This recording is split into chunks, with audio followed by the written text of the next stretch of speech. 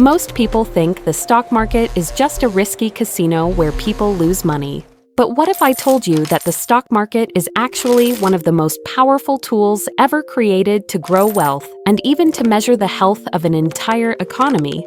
The truth is simpler than you think, and once you see how it works, you may never look at money the same way again. So let's break it down in a way that anyone can understand. No jargon, no complicated terms, just the essentials you need to know about what the stock market really is.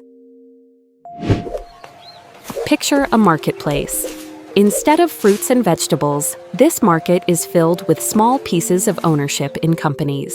These pieces are called stocks. When you buy one, you're buying a share of that company.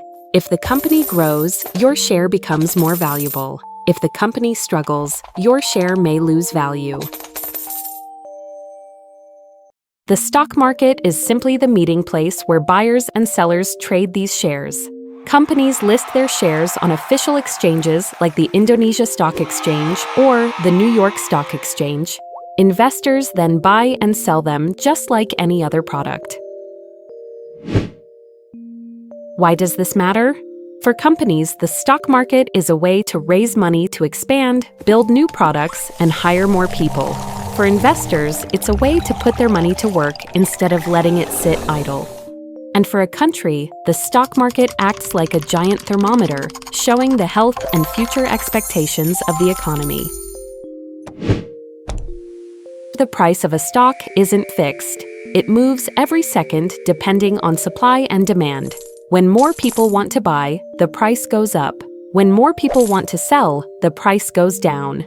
This is how the market naturally sets value. Some people use fundamental analysis, looking at company performance, while others use technical analysis, studying patterns in charts. Both methods are part of the game. So the stock market is a system, a tool, a reflection of human behavior. It connects people with ideas, people with companies, and people with opportunities. And yes, while it carries risk, it also holds the potential to build long-term wealth if approached with patience and knowledge. Now that you know what the stock market really is, you might be wondering, how do beginners actually start investing without getting lost? That's exactly what we'll explore in the next video. So stay tuned, because the journey to understanding money is just getting started.